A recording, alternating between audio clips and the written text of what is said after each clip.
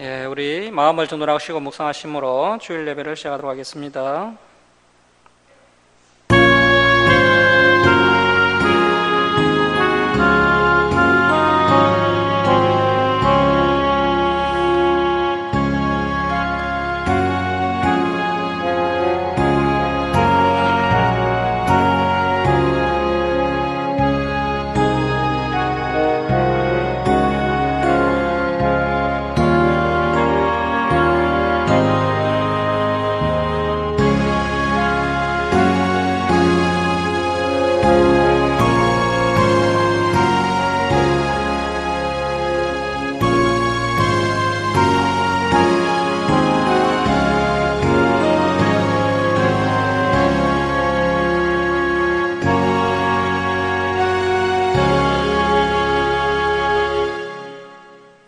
너희 모든 나라들아 여호와를 찬양하며 너희 모든 백성들아 그를 찬송할지어다.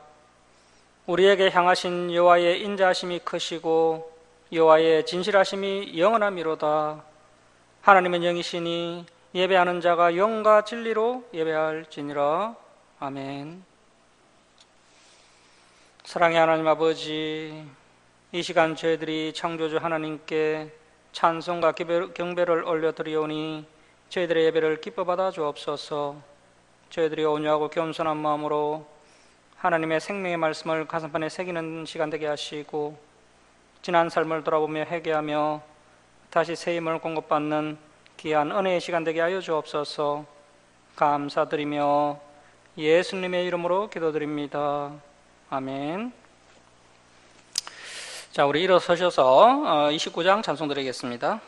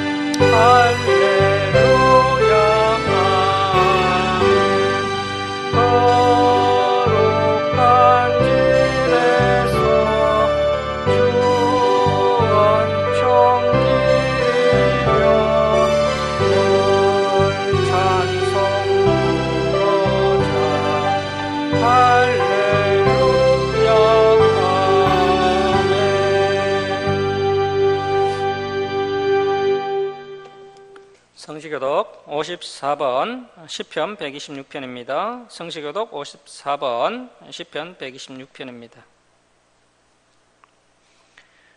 여호와께서 시온의 포로를 돌려보내실 때에 우리는 꿈꾸는 것 같았도다.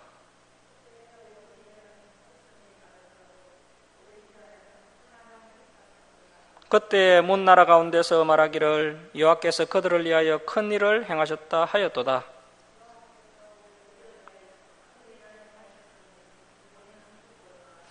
여호와여 우리의 포로를 남방 시내들 같이 돌려보내소서.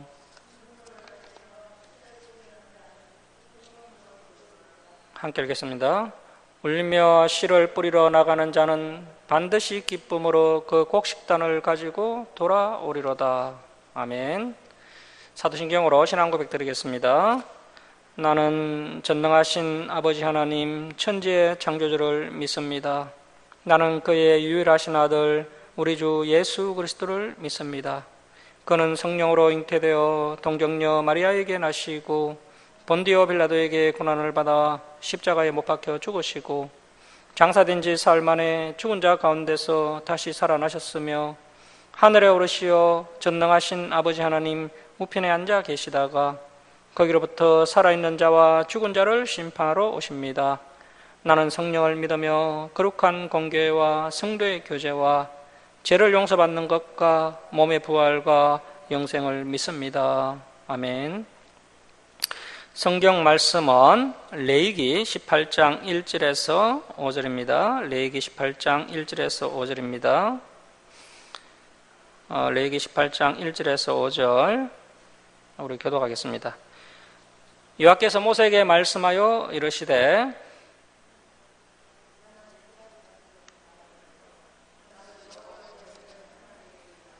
너희는 너희가 거주하던 애굽 땅의 풍속을 따르지 말며 내가 너희를 인도할 가나안 땅의 풍속과 규례도 행하지 말고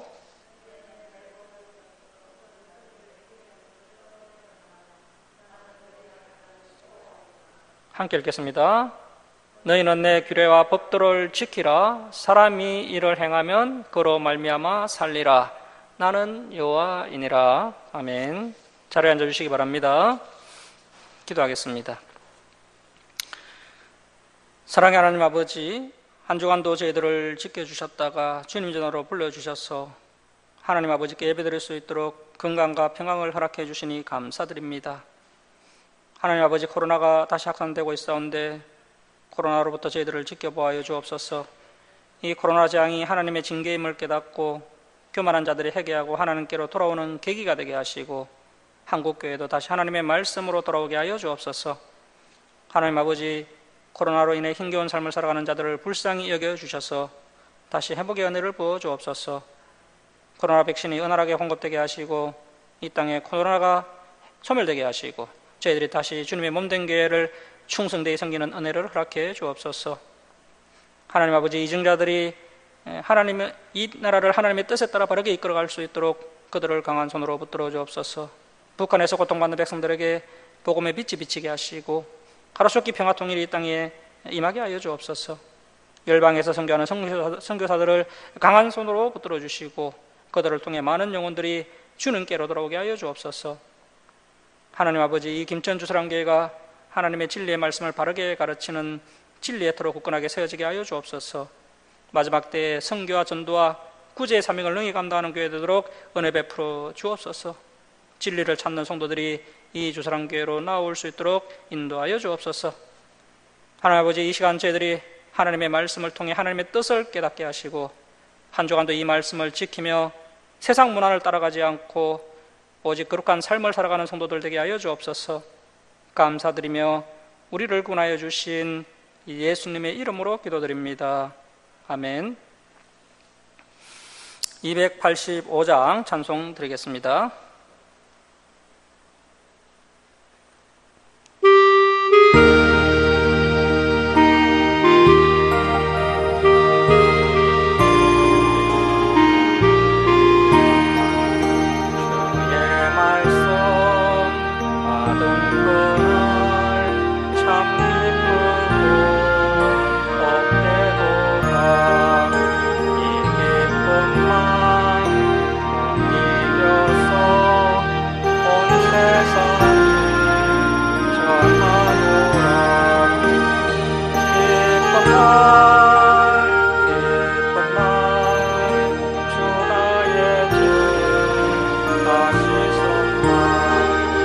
넓게 여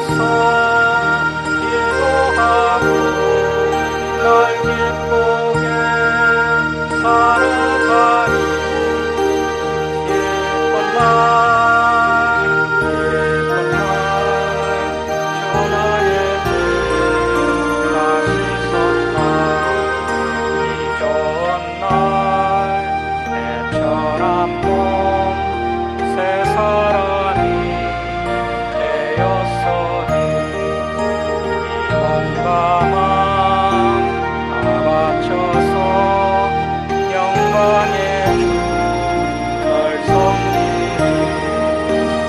기쁜 날 기쁜 날 주 나의 죄 다시 섰날 널 깨어서 기도하고 널 기쁘게 살아가리.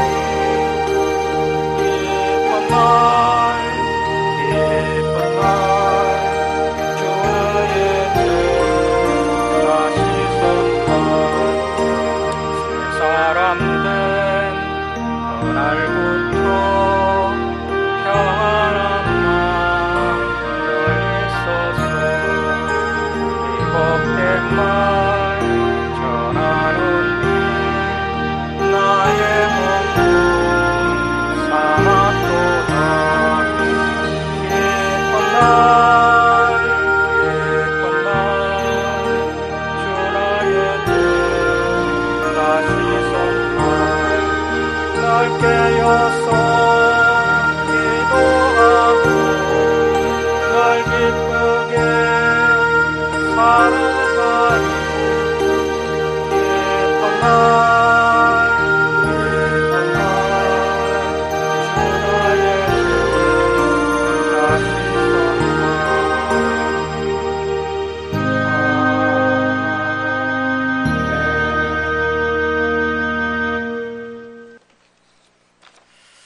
예, 할렐루야, 반갑습니다. 장로님 오랜만입니다. 예, 잘 지내셨죠? 예, 오늘은 세상 문화를 따르지 말라라는 제목으로 하나님 말씀 함께 나누도록 하겠습니다. 자, 오늘은 지난 시간에 이어서 레위기 17장부터 살펴보도록 하겠습니다. 레위기 17장 1절부터 9절은 하나님께서 제물을 잡는 장소와 또 제사를 드리는 장소를 제한을 하고 계십니다. 자, 그래서 우리가 드리는 예배도 한 곳에서 모여서 드려야 됩니다. 요즘은 부득이 코로나 때문에 인터넷 예배를 드리는 경우도 있는데요. 본래는 실제적인 예배 장소인 이 교회에서 믿음 생활을 하는 것이 하나님의 뜻입니다. 자, 레위기 17장 1절 말씀 보시겠습니다. 여호와께서 모세에게 말씀하여 이르시되 아론과 그의 아들들과 이스라엘의 모든 자손에게 말하여 그들에게 이르기를 여호와의 명령이 이러하시다 하라. 이스라엘 집의 모든 사람이 소나 어린 양이나 염소를 진영 안에서 잡든지 진영 밖에서 잡든지, 그러니까 과거에는 이 성막이 만들어지기 전에는 이제 제물을 잡을 때 진영 안에서 잡기도 하고 진영 밖에서 잡기도 했는데, 이제 하나님께서 한 곳에서 잡도록 제안을 하십니다. 자, 4절 말씀 보십시오. 먼저보다는 이제는 이제 바른 해석인데요, 바른 이제 번역인데, 자, 이제는 해막문으로 끌고 가서 여호와의 성막 앞에서 여호와께 예물로 드리지 아니하는 자는 피 흘린 자로 여길 것이라. 그가 피를 흘렸은즉 자기 백성 중에서 끊어지리라. 자, 이제부터는 하나님께서 희생 제물을 드릴 때는 반드시 성막으로 끌고 와서 제사장을 통하여 합법적으로 희생 제물과 제사를 드리라, 이렇게 말씀하고 계십니다. 이제 초기 족장 시대 때, 그러니까 이제 아브라함, 이삭, 야곱, 또 요셉 시대 때는 각자가 제단을 쌓고 하나님 앞에서 개별적으로 희생 제물을 드리기도 하고, 또 길을 가다가도 또 제단을 쌓고 하나님께 희생 제사를 드리기도 했습니다. 자, 그러나 이제 이렇게 이제 과거에는 이렇게 장소나 제단에 상관하지 않고 그렇게 드렸는데, 이제는 그렇게 하지 말고 희생 제물을 드릴 때는 반드시 성막 안으로 가지고 와서 희생 제물을 정식으로 드려야 한다라고 하나님께서 말씀하고 계신 것입니다. 자, 이렇게 성경은 성도들이 신앙생활을 할 때 반드시 성경적 권위를 인정받은 목회자와 교회를 중심으로 합법적으로 신앙생활할 것을 우리에게 교훈하고 있는 것입니다. 그렇게 하지 않으면 피 흘린 자와 동일하게 여겨서 자기 백성 중에 끊어지게 될 것이다 라고 경고하고 있습니다. 우리 하나님의 역사는 전통이라는 라인을 통해 진행되는 것이고, 그래서 이제 반드시 진리라는 역사성이 있어야 하는 것입니다.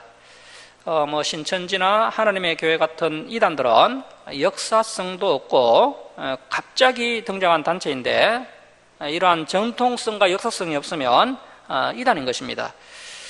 그래서 이러한 전통성과 합법성이 아주 중요한 신앙의 요소가 되겠습니다. 자, 17장 5절 말씀 보십시오. 그런즉 이스라엘 자손이 들에서 잡던 그들의 재물을 해막문 여호와께로 끌고 가서 제사장에게 주어 화목제로 여호와께 드려야 할 것이요, 제사장은 그 피를 해막문 여호와의 제단에 뿌리고 그 기름을 불살라 여호와께 향기로운 냄새가 되게 할 것이라. 자, 7절은 아주 중요한 구절입니다. 7절 줄치고 발표하겠습니다. 그들은 전에 음란하게 섬기던 순륜소에게 다시 제사하지 말 것이니라. 이는 그들이 대대로 지킬 영원한 규례니라. 자, 이 애굽 사람들은 수많은 신들을 섬겼는데 대표적인 신이 금송아지와 염소입니다. 금송아지와 염소. 자, 그래서 하나님께서 이제 17장에 들어서자마자 희생 제물을 드리기는 드리는데 성막 중심으로 드리고, 그리고 또 제사장 중심으로 드리라고 하시면서 이렇게 이제 율법으로 제정을 하셨는데, 이렇게 이제 율법으로 제정하신 그 이유가 뭐냐면 바로 우상 숭배를 방지하기 위해서입니다. 이것 때문에 도살 장소와 제사 장소를 성막으로 제한을 하신 것입니다. 아브라함과 이삭과 야곱과 요셉 시대 때는 개별적으로 제사를 드리는 것이 문제가 되지 않았습니다. 자, 하지만 이제는 이제 이스라엘 백성들이 애굽에서 430년 동안 종살이를 하면서 애굽의 그 찬란한 문화를 경험하고 또 애굽의 그 세속화된 문화와 혼합이 되면서 이러한 희생제사가 점점 변질이 되고 또 변형이 되기 시작했던 것입니다. 그래서 애굽의 그 430년 생활 이후에 이제 이방 문화를 가지고 이스라엘 백성들이 하나님을 섬겼던 것이죠. 자, 그래서 이스라엘 백성들이 하나님을 애굽의 금송아지 신처럼 섬기기도 했고, 그리고 이제 7절을 보시면 하나님을 애굽의 순념소 신처럼 섬기기도 했다는 것입니다. 자, 그래서 하나님께서 이방 풍속과는 전혀 다른 성막과 하나님의 제사법을 새롭게 제정하셔서 구별된 성막에서 구별된 제사를 드리도록 하셨던 것입니다. 오직 하나님만을 위한 유일한 제사를 드리도록 단속을 하셨던 것입니다. 자, 그래서 오늘날 우리도 시대 정신과 세상 문화의 영향을 받아서 교회를 운영하거나 또 그런 예배를 드리면 안 되고, 철저히 세상과 구별된 교회, 시대 정신을 거부하는 예배를 드리는 교회가 되어야 한다라는 것입니다. 하지만 안타깝게도 오늘날 많은 교회는 그렇지 않다라는 것입니다. 미국의 그 릭 어렌이라든지 로버트 슐러, 또 조엘 오스틴, 그리고 또 한국의 조용기 목사님 같은 그런 목회자들의 영향으로 이미 한국 교회는 뉴에이지와 혼합이 되면서 현대판 금송아지를 섬기는 그런 교회들이 되고 말았습니다. 그래서 많은 교회들이 시대 정신과 또 세상 문화와 또 뉴에이지 사상의 영향을 받아서 변질된 상태입니다. 그래서 말씀으로 거룩하게 구별된 교회는 보기가 어렵고, 세상 문화를 적극적으로 수용하는 그러한 교회들만 넘쳐나는 참 가슴 아픈 현실에 놓여 있습니다. 이제 8절부터 9절은 제사 장소까지 제안을 하십니다. 자, 8절 말씀 보십시오. 너는 또 그들에게 이르라. 이스라엘 집 사람이나 혹은 그들 중에 거류하는 거류민이 번제나 제물을 드리되 해막문으로 가져다가 여호와께 드리지 아니하면 그는 백성 중에서 끊어지리라.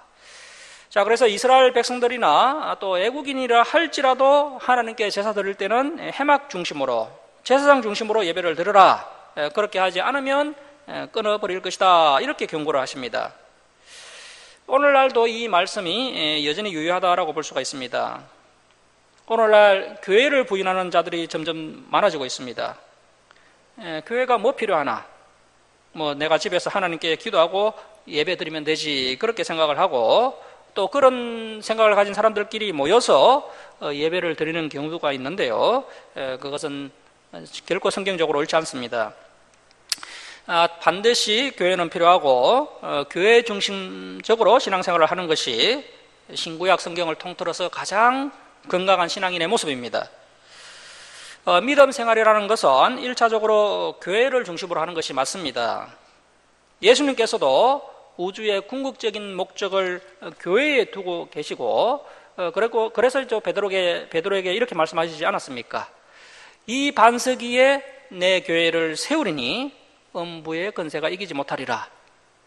자, 주님께서 이렇게 교회를 남기시고 성천을 하셨던 것입니다. 그래서 교회 중심으로 신앙생활을 하는 것이 신구약 말씀에 합당한 모습이라는 것입니다. 자, 이제 10절부터 16절 말씀은 피를 절대 먹지 말라는 말씀을 하십니다. 자, 10절 말씀 보십시오.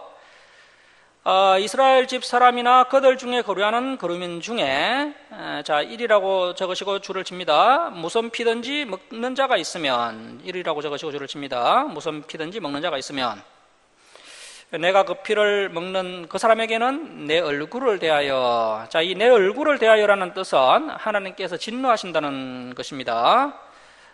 그를 백성 중에서 끊으리니, 자, 하나님께서 아주 강하게 말씀하시죠. 그만큼 피를 먹는 것을 하나님께서 싫어하십니다. 왜 싫어하실까요? 자, 11절에 그 이유가 나옵니다. 자, 11절 말씀 보십시오. 육체의 생명은 피에 있습니다. 내가 이 피를 너희에게 주어 제단에 뿌려 너희의 생명을 위하여 속죄하게 하였나니 생명이 피에 있으므로 피가 죄를 속하느니라. 자, 그래서 모든 육체의 생명은 이 피에 있는데 인간이라면 이 피를 조심스럽게 다루어야 한다는 것입니다. 이 피가 바로 생명이고 이 피가 너무나도 중요한 것이기 때문에 최소한 그 피 앞에서는 잔인한 행위나 또 비인간적인 그러한 모습을 하면 안 된다는 것입니다. 그래서 우리가 짐승을 잡을 때도 이제 고통 없이 빠르게 잡아야 되고 그리고 이제 대동맥을 통해서 피를 싹 다 빼버려야 됩니다. 이렇게 이제 짐승의 몸에 있는 그 피를 사람이 섭취하지 못하도록 하나님께서 말씀하고 계신 것입니다. 그래서 이제 이렇게 이제 일단 피를 금하신 이유가 이 말씀대로 이제 피가 가장 가치가 있는 것이고 중요한 것이기 때문에 이렇게 피를 금하셨다는 것입니다. 자, 우리가 또 이 피를 보면 섬뜩한 느낌이 들죠. 그것이 정상입니다. 우리 사람은 이 피에 대한 두려움이 있어야 됩니다. 생명에 대해서 소중히 여기는 그런 마음이 있어야 됩니다. 자, 12절 말씀 보십시오. 그러므로 내가 이스라엘 자손에게 말하기를, 자, 이라고 적으시고 줄을 칩니다. 너희 중에 아무도 피를 먹지 말며. 자, 여러분, 우리 하나님은 어지간하면 한 번 이야기하고 마시는데 10절에 그 1번을 보시면 무슨 피든지 먹는 자가 있으면 안 되고, 그리고 또 12절에서 너희 중에 아무도 피를 먹지 말며. 자, 그래서 아무도 피를 먹어서는 안 되고 또 무슨 피든지 먹어서는 안 된다는 것입니다. 자, 너희 중에 거류하는, 자, 3이라고 적으시고 줄을 칩니다. 거류민이라도 피를 먹지 말라.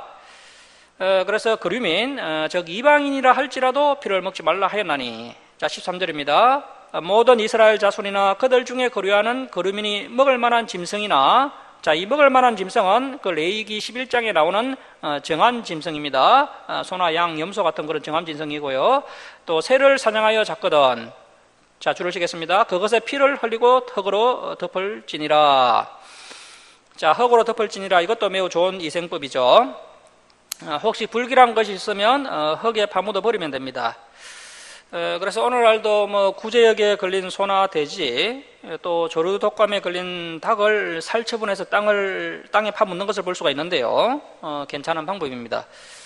오늘날이 첨단 과학 시대고 달나라를 가고 또 화성 탐사를 하는 그런 우주 시대에 우리가 살고 있지만 오늘날도 최고의 이생법은 이처럼 흙으로 덮는 것입니다. 그래서 이 레위기 말씀을 예사로 볼 것이 아닙니다. 자, 14절 말씀 보십시오. 모든 생물은 그 피가 생명과 일체라. 자, 왜 피가 중요하냐면 그 피가 생명이기 때문에 그렇습니다. 피를 보고 조심하지 않는 사람은 생명도 조심하지 않기 때문에 이 피를 조심스럽게 생각해라. 그래서 혹시 그 피를 많이 흘리는 직업을 가진 사람들은 이러한 마음이 변질되지 않도록 주의를 해야 됩니다. 자, 그러므로 내가 이스라엘 자손에게 이르기를 너희는 자, 사라고 적으시고 줄을 칩니다. 어떤 육체의 피든지 먹지 말라. 어떤 육체의 피든지 먹지 말라 하였나니 모든 육체의 생명은 그것의 피인즉 그 피를 먹는 모든 자는 끊어지리라. 자, 피를 먹지 말라는 이야기가 총 몇 번 나왔습니까? 4번 나왔죠. 보통 한 번 나오면 그렇게 하라는 것이고, 2번 나오면 강조를 하고 있는 것이고, 3번 나오면 강력하게 강조를 하는 것이고, 4번 나오면 그야말로 이유 불문하고 반드시 지켜야 할 그런 말씀으로 여겨야 된다는 것입니다. 그래서 피는 절대 먹어서는 안 된다, 뭐 다른 이야기는 하지 않으시고 17장의 절반을 할애해서 피 이야기를 하고 계십니다. 하나님께서 그만큼 이 피를 먹는 것이 얼마나 잔인한 행동이고 또 반인륜적인 모습이며 또 하나님의 창조 원리를 거스르는 것인지, 그리고 얼마나 또 이 피가 사람에게 좋지 않은 것인지를 반복해서 말씀하시는 것입니다. 그래서 피를 상당히 조심해야 한다라고 말씀하고 있습니다. 자, 하나님께서 이렇게 강조하시면서 어떤 피든지 먹지 말라 하신 가장 큰 이유가 무엇이겠습니까? 우리의 건강 때문이죠. 피를 먹으면 건강에 좋지 않기 때문에 그렇습니다.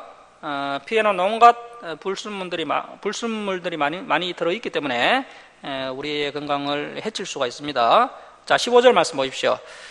또 스스로 죽은 것이나 들짐승에 찢겨 죽은 것을 먹은 모든 자는 본토인이거나 거류민이거나 그의 옷을 빨고 물로 몸을 씻을 것이며 저녁까지 부정하고 그 후에는 정하려니와 그가 빨지 아니하거나 그의 몸을 물로 씻지 아니하면 그가 죄를 담당하리라. 저와 여러분도 스스로 죽은 것이나 또 들짐승에 찢긴 것은 먹지 않는 것이 좋습니다. 스스로 죽은 것은 아무래도 병에 걸린 짐승일 수가 있고요. 또 들짐승에 찢긴 고기는 그 들짐승들의 이빨 속에 병균이 들어있기 때문에 이런 고기는 간염된 고기일 수 있기 때문에 먹으면 건강에 좋지 않다는 것입니다. 그리고 이미 죽은 고기는 몸속에 또 피가 굳어 있기 때문에 더더욱 먹으면 안 된다는 것이죠. 그 신약의 사도행전 15장을 보시면요, 그 15장을 보시면 예루살렘 회의를 하는 장면이 나옵니다. 초대교회 역사 가운데 첫 번째 공식적인 회의인데 이 피 먹는 문제가 얼마나 중요했던지 거기 말씀을 보면 목매어 죽은 것과 피를 멀리해라. 이것이 이제 예루살렘 공의회의 공식적인 안건이었습니다. 목매어 죽은 짐승은 그 몸 안에 피가 그대로 응고되어 있기 때문에 먹지 말라는 것이고요. 그래서 이제 우리 성도님들이 이렇게 이제 이 말씀을 살펴봤으니까 뭐 되도록이면 선지국, 순댓국 자제하는 것이 좋을 것 같습니다. 오늘날 그 보수적인 교단에서 신앙생활을 하시는 어르신들 중에서는 뭐 피를 먹지 않는 분들이 상당히 많이 계십니다. 자, 이제 18장에는 성윤리가 나오는데요. 그런데 이 성윤리는 단순히 그 성윤리를 말하는 것이 아니라 이방 풍속 금지 명령입니다. 그러니까 애굽의 그 풍속과 또 가나안의 그 풍속을 쫓아서는 안 된다는 것입니다. 이것이 바로 18장의 핵심입니다. 그래서 하나님의 뜻과 하나님의 문화를 따라가는 우리 조사랑교회 성도인 것을 자랑해야 되지, 세상 문화를 부러워하고 세상 문화를 쫓아가서는 안 된다는 것입니다. 자, 이제 18장으로 갑니다. 자, 18장 1절 말씀 보십시오. 여호와께서 모세에게 말씀하여 이르시되 너는 이스라엘 자손에게 말하여 이르라. 자, 줄을 치겠습니다. 나는 여호와 너희의 하나님이니라. 자, 나는 여호와 너희의 하나님이니라. 이 말씀이 뒤에도 계속 반복이 됩니다. 자, 그러니까 나는 여호와 너희의 하나님이기 때문에 나를 믿는 너희들은 세상 사람들과는 달라야 한다라는 것입니다. 자, 여러분, 우리가 왜 달라야 합니까? 우리는 거룩하신 하나님의 자녀들이기 때문에 우리도 역시 세상 사람들과는 달리 거룩해야 한다는 것입니다. 자, 3절 말씀 보십시오. 너희는 너희가 거주하던, 자, 1이라고 적으시고 줄을 칩니다. 애굽 땅의 풍속을 따르지 말며. 우리가 과거에는 세속에 물들어 살았다 할지라도 이제는 성도가 되었기 때문에 세상 풍속을 따르면 안 됩니다. 자, 애굽의 땅의 풍속을 따르지 말며 내가 너희를 인도할, 자, 이라고 적으시고 줄을 칩니다. 가나안 땅의 풍속과 규례도 행하지 말고. 자, 너희가 이제 가나안 땅에 들어가게 될 텐데 그 가나안 땅의 풍속과 규례도 행하지 말라. 자, 그러니까 애굽 땅의 풍속, 가나안 땅의 풍속을 따르면 안 되는데 오늘날로 말하면 타락한 세상 문화를 따라가면 안 된다는 것입니다. 자, 그래서 현재 하나님께서 출애굽시키신 이스라엘 백성들을 향해 두 가지를 염려하고 계신 것입니다. 이스라엘 백성들이 그 애굽의 문화를 완전히 끊어버리지 못할까 봐 염려하고 계신 것이고요. 그리고 두 번째는 이스라엘 백성들이 앞으로 가나안 땅에 들어가게 될 텐데 그 가나안 문화에 물들어 버릴까 봐 염려하고 계신 것입니다. 오늘날도 마찬가지입니다. 하나님께서 우리가 이 세상 가치관과 시대 정신을 따라갈까 봐 염려가 되시는 것입니다. 자, 여러분, 오늘날 현대판 애굽의 문화, 또 현대판 가나안의 문화는 무엇이겠습니까? 바로 뉴에이지 사상입니다. 뉴에이지 사상. 이 뉴에이지 사상, 이것을 한번 인터넷으로 좀 검색을 해서 한번 공부를 해보시기 바랍니다. 간단하게 말씀을 드리면요, 이 뉴에이지 사상은 인본주의의 뿌리를 두고 있는데 온갖 사상이 혼합된 아주 혼합적인 그런 사상입니다. 요즘 TV를 보면은 누군가가 조금만 잘하면 뭐 신이다라고 이야기를 하는데요. 이러한 문화가 바로 범신론에 이제 영향을 받은 것입니다. 그리고 또 불교나 힌두교에서 가르치는 윤회설을 다룬 그런 드라마나 영화가 많이 나오고 있는데요. 이런 것이 다 뉴에이지 사상을 전파하고 있는 것입니다.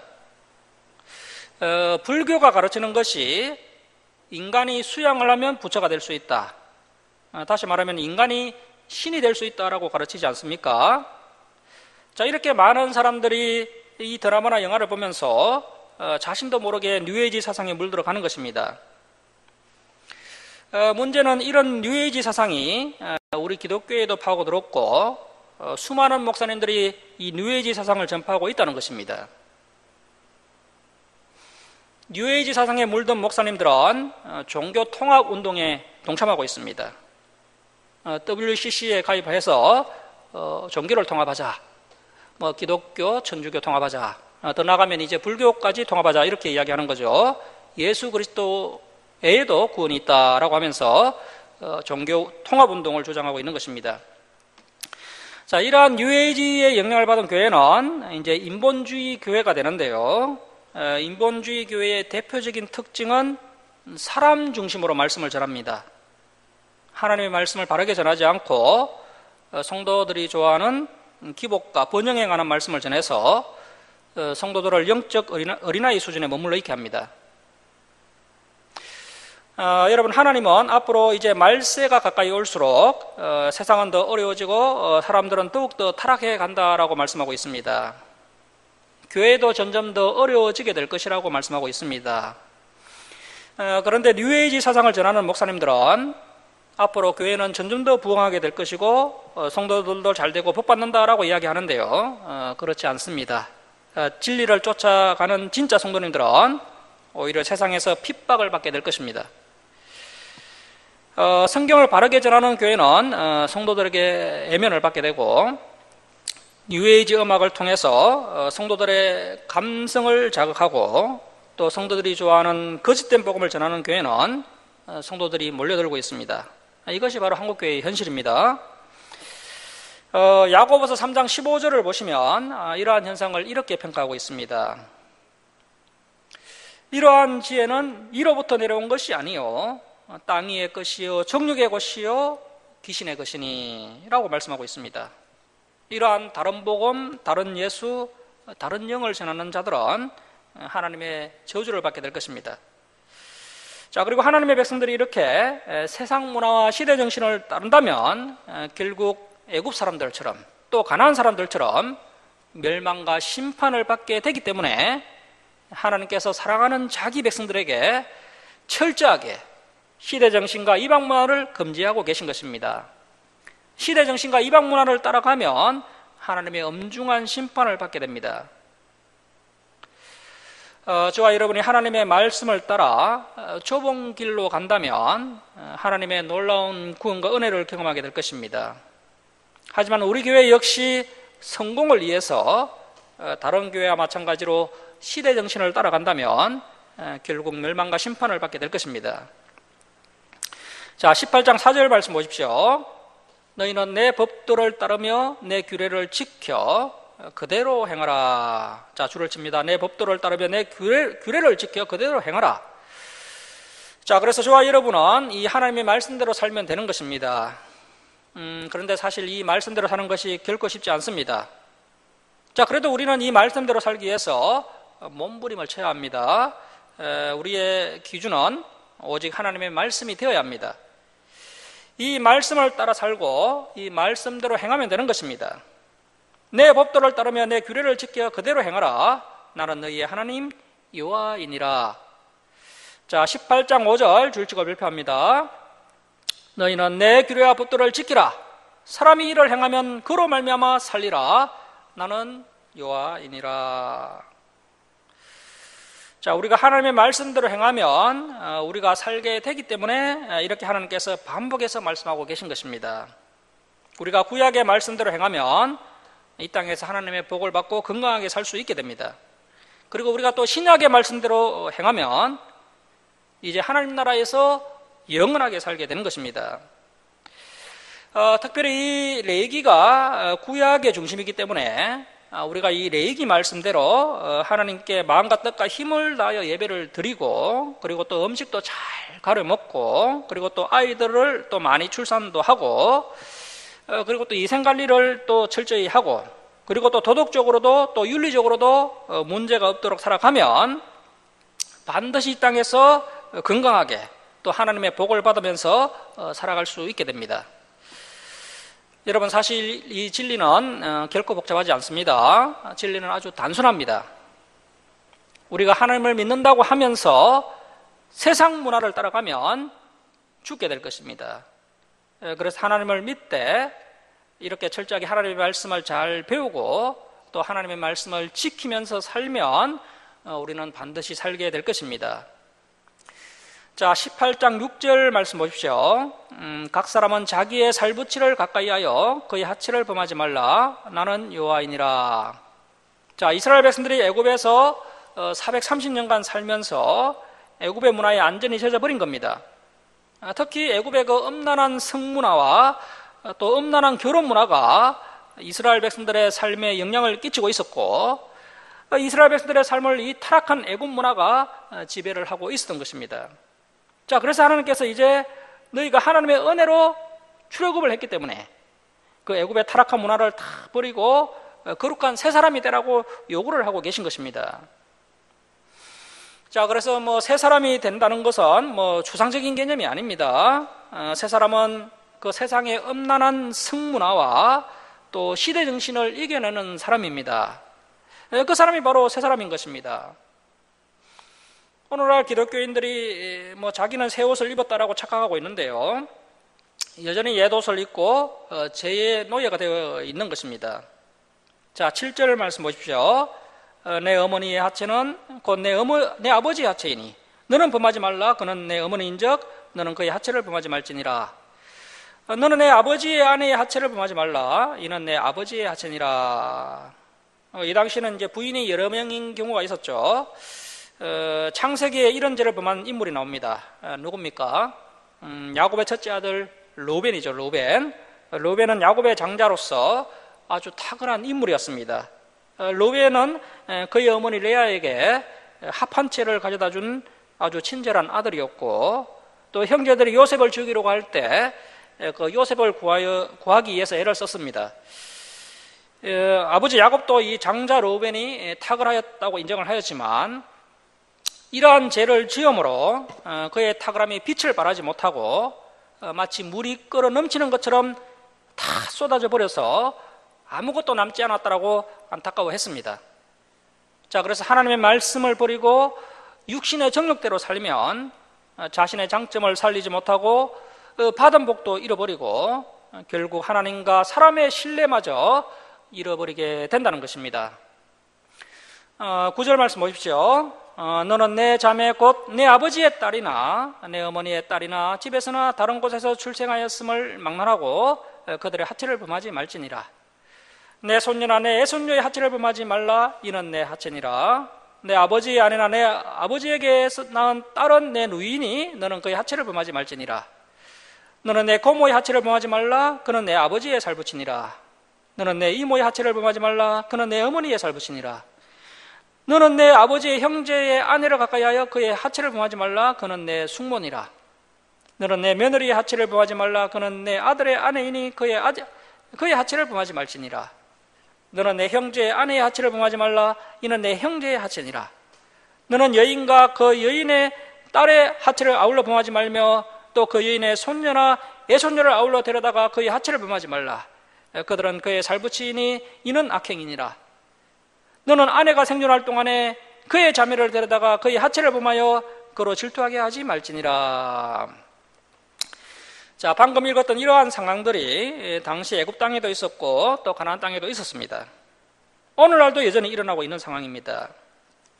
당시에 이러한 비윤리적인 성적인 타락이 만연되어 있었지만 이제 이스라엘 백성들은 하나님의 백성들이 되었기 때문에 이런 세상 사람들과는 성윤리가 달라야 한다는 것입니다. 세상의 성문화를 따라가는 것이 아니라 하나님의 성문화를 지키는 것이 바로 하나님의 거룩이라는 것입니다. 자, 19절 말씀 보십시오. 너는 여인의 얼경으로 불결한 동안에 그에게 가까이하여 그의 하체를 범하지 말지니라. 아내가 생리를 할 때는 관계를 하지 말라고 말씀하십니다. 너는 내 이웃의 아내와 동침하여 설정함으로 그 여자와 함께 자기를 더럽히지 말지니라. 가나안 땅과 애굽 땅에 이런 일이 많이 일어나고 있었고 오늘날도 여전히 이런 일이 일어나고 있습니다. 결혼을 한 사람이 애인이 없으면 능력 없는 사람처럼 여겨지는 그런 시대가 되었습니다. 자, 21절 말씀 보십시오. 너는 결탄코 자녀를 몰렉에게 주어, 이 몰렉은 암몬 족속 신입니다. 몰렉에게 주어 불로 통과하게 함으로 내 하나님의 이름을 욕되게 하지 말라. 나는 여호와이니라. 자, 불로 통과하게 하는 이 의식에 대해서 이제 신학자들이 이제 두 가지 의견을 제시하는데요. 하나는 그냥 불을 통과하는 의식이다라고 하는 반면에 다른 하나는 자녀가 불에 통과할 뿐 아니라 불에 태워서 그 자녀를 죽였다는 것입니다. 이 당시에 이런 식으로 몰렉이라는 신에게 인신제사를 많이 행했다는 것이죠. 이처럼 옛날에는 우상에게 이런 인신제사가 많이 자행이 되었습니다. 자, 22절입니다. 너는 여자와 동침한 같이 남자와 동침하지 말라. 이는 가정한 일이니라. 자, 여러분, 하나님께서 동성애를 하지 말라고 분명하게 말씀하십니다. 3400년 전에 애국과 가나안 땅에 이 동성애가 있었고 그 전에 그 소돔과 고모라에도 이 동성애가 있었습니다. 이 소돔과 고모라는 이 동성애로 인해 심각하게 타락해서 결국 멸망을 당했습니다. 오늘날 그 지성인들이 주장하기를 동성애는 너무 심하게 대하면 안 되고 이제는 그들을 수용을 해야 한다라고 이야기를 하고 있습니다. 미국 장로교가 총회적으로 동성연애를 합법화시켰습니다. 심지어 미국이나 유럽에는 동성연애자 중에서 목사가 된 사람도 있습니다. 앞으로 한국 교회도 시대정신의 영향을 받아서 이 미국 교회가 가고 있는 그 길을 동일하게 가게 될 것입니다. 자, 그러나 이 성경에서는 동성애는 범죄행위다, 가정한 일이다라고 분명하게 말씀하고 있습니다.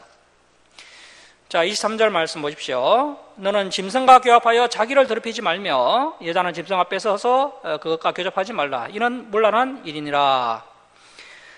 사람이 쾌락주의에 빠지면 정상적인 남녀관계에 만족하지 못합니다. 처음에는 동성애에 빠지게 되고 더 심해지면 이렇게 짐승과도 관계를 가진다는 것입니다. 이런 일이 옛날에도 있었고 오늘날에도 여전히 일어나고 있습니다. 자, 24절 말씀 보십시오. 너희는 이 모든 일로 스스로 더럽히지 말라.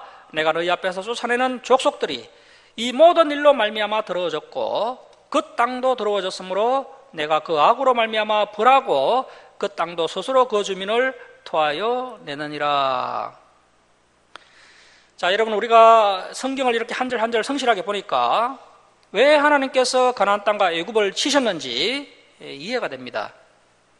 우리는 그동안 하나님께서 이스라엘 백성들만 무조건 편애를 하시고 가나안과 애굽은 아무런 죄도 없는데 10가지 재앙으로 애굽을 치시고 또 가나안 백성들을 다 몰아내고 그 가나안 땅을 이스라엘 백성들에게 주셨다, 이렇게 생각을 했는데 결코 그렇지 않다는 것입니다.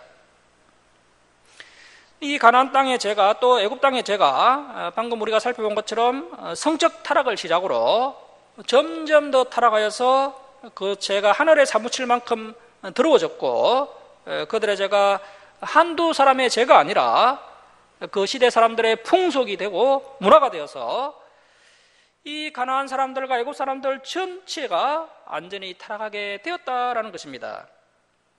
그래서 이제는 더 이상 회복 불능 상태가 되었기 때문에 하나님께서 애굽을 심판하셨고 이제 이스라엘 백성들을 통해서 가나안 땅을 심판하시는 것입니다. 자, 26절 말씀 보십시오. 그러므로 너희 곧 너희의 동족이나 혹은 너희 중에 거류하는 거류민이나 내 규례와 내 법도를 지키고 이러한 가정한 일에 하나라도 행하지 말라. 너희가 전에 있던 그 땅의 주민이 이 모든 가정한 일을 행하였고 그 땅도 더러워졌느니라. 자, 줄을 치겠습니다. 너희도 더럽히면 그 땅이 너희가 있기 전 그 주민을 토함같이 너희를 토할까 하노라. 자, 여러분, 하나님께서 이렇게 이스라엘 백성들이 이방 문화에 물들어서 타락할까 봐 걱정을 하셨는데 나중에 이제 성경을 보면요, 이 이스라엘 백성들도 애국과 가나안처럼 타락하는 것을 볼 수가 있습니다. 오히려 이방인들보다 더 타락해서 음란하게 우상을 섬깁니다. 그래서 결국에는 이 이스라엘이 남과 북으로 분열이 되고 BC 722년에 북이스라엘은 아수르에게 멸망을 당하고 BC 586년에는 남유다가 바벨론에게 완전히 멸망을 당합니다. 그리고 수많은 사람들이 이때 죽게 되고 살아남은 사람들은 바벨론으로 포로가 되어서 끌려가게 됩니다. 자, 그래서 너희도 더럽히면 그 땅이 너희가 있기 전 그 주민을 토함같이 너희를 토할까 하노라, 이렇게 말씀하셨던 이 하나님의 우려와 걱정이 그대로 이스라엘 역사 가운데 일어나고 말았던 것입니다. 자, 여러분, 하나님께서 이스라엘만 사랑하시고 애국과 가나안은 미워하십니까? 아니면 모두 다 공평하게 대하고 계십니까? 우리 하나님은 공평하게 대하십니다. 하나님은 모든 사람에게 공평하게 대하시는 분이십니다. 하나님께서 우리도 마찬가지로 공평하게 대하십니다. 하나님께서 주사랑교회 성도님들은 개척교회를 열심히 섬기니까 죄를 좀 지어도 괜찮다, 그렇게 해주시지 않는다는 것입니다. 그래서 항상 두렵고 떨림으로 이 말씀을 따라 살아가야 한다는 것입니다. 자, 29절 말씀 보십시오.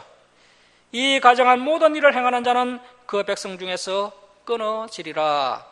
자, 이 끊어지리라는 것은 하나님의 백성으로서 모든 권리와 자격을 다 박탈당하는 것을 의미합니다. 즉 육체적 죽음과 함께 영적 죽음을 의미하는 것입니다. 자, 30절 말씀 보십시오. 30절은 18장의 결론입니다. 자, 우리 18장 30절 함께 읽겠습니다. 자, 시작. 그러므로 너희는 내 명령을 지키고 너희가 들어가기 전에 행하던 가정한 풍속을 하나라도 따름으로 스스로 더럽히지 말라. 나는 너희의 하나님 여호와이니라. 자, 여기서 이 가정한 풍속은 1차적으로는 성윤리지만 그것과 더불어서 이제 여러 가지 세상 문화를 다 포함하는 것입니다.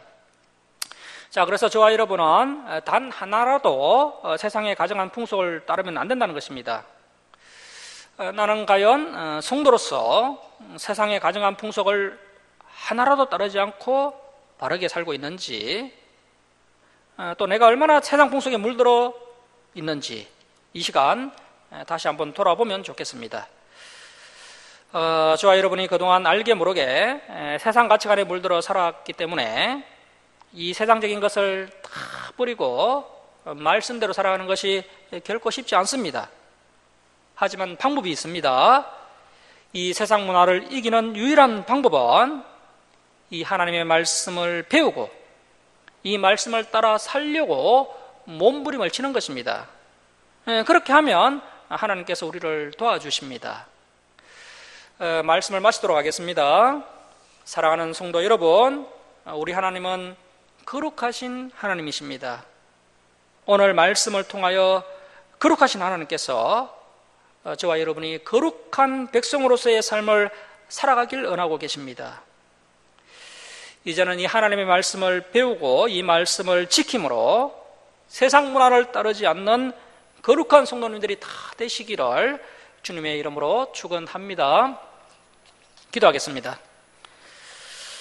사랑의 하나님 아버지, 오늘도 레위기 17장과 18장 말씀을 주시고 하나님의 뜻을 깨닫게 하시니 감사드립니다. 저희들이 신앙생활을 할 때 교회 중심으로 건강한 신앙생활을 하도록 인도하여 주옵소서. 저희들이 가정한 세상 풍속을 하나라도 따르지 않고 하나님의 말씀을 따라 거룩한 삶을 살아가는 성도들 되도록 인도하여 주옵소서.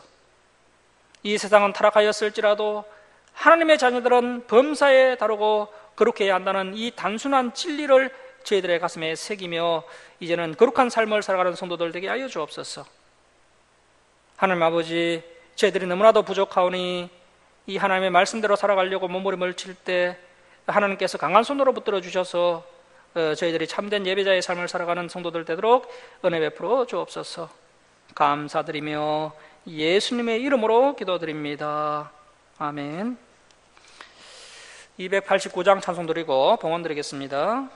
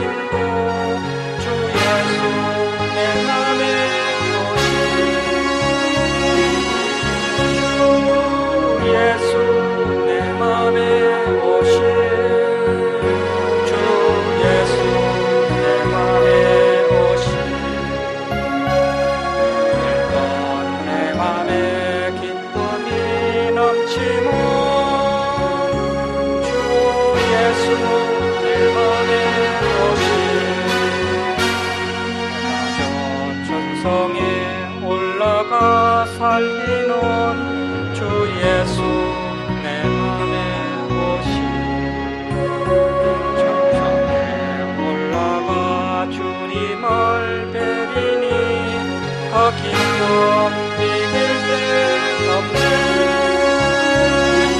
주 예수 내 맘에 오신 주 예수 내 맘에 오신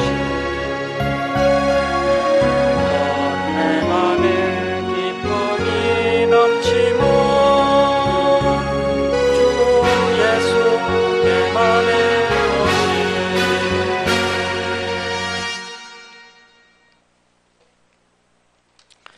봉헌 드리겠습니다. 감사함을 올려드립니다. 주정금 올려드립니다. 기도하겠습니다. 사랑의 하나님 아버지, 한량없는 은혜 사랑에 감사드립니다. 죄악 가운데 멸망당할 저희들을 독생자 예수 그리스도의 보혈로 구원하여 주시고 날마다 진리의 말씀으로 저희들을 인도해 주시니 감사드립니다. 저희들이 하나님의 크신 사랑과 은혜에 감사하며 또 저희들의 필요를 채워주심을 감사하며 하나님께 예물 올려드립니다. 기뻐 받아 주옵소서. 이 예물 올려드린 주님의 백성들 주님께서 동행하여 주시고 또 가정에 감사 기쁨이 넘쳐나게 하여 주옵소서.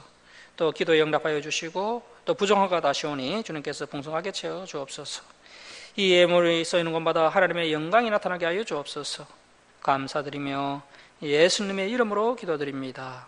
아멘. 예, 교회 소식을 전하겠습니다. 땅끝까지 선교에서 동역하고 있는 그 스리랑카 사라 목사님이 코로나에 감염이 되었다고 합니다. 요새 유행하고 있는 그 델타 이제 코로나에 감염되었다고 하는데요. 건강이 회복될 수 있도록 함께 기도해 주시기 바랍니다. 이쪽은 아직 의료 기술이 발달하지 않아서 위험할 수가 있으니까 함께 기도해 주시기 바랍니다. 그리고 기아대책 김전후원 이사의 성경을 전달하였습니다. 코로나가 다시 확산이 되고 있습니다. 긴장을 늦추지 마시고 예방수칙을 잘 준수하셔서 건강을 잘 지키시기 바랍니다. 그리고 오늘 교회 방문하신 분들도 앞에 그 동의서하고 이제 전화번호 연락처 적는 난이 있거든요. 그것을 또 꼭 기재하고 가셔야 됩니다. 한국교회 예배 회복을 위해서 우리 조사랑교회를 위해서 함께 기도해 주시고요. 우리 박자야 집사님 생신이 이제 8월 2일인데 미리 축하드립니다. 복된 날, 행복한 날 되시기 바랍니다.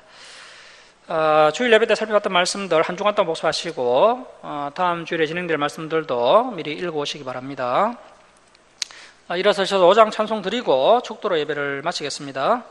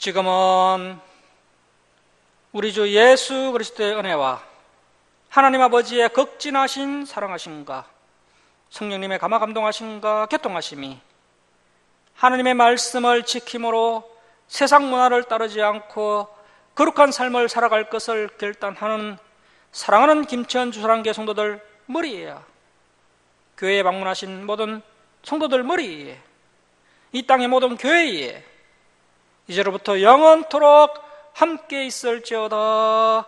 아멘.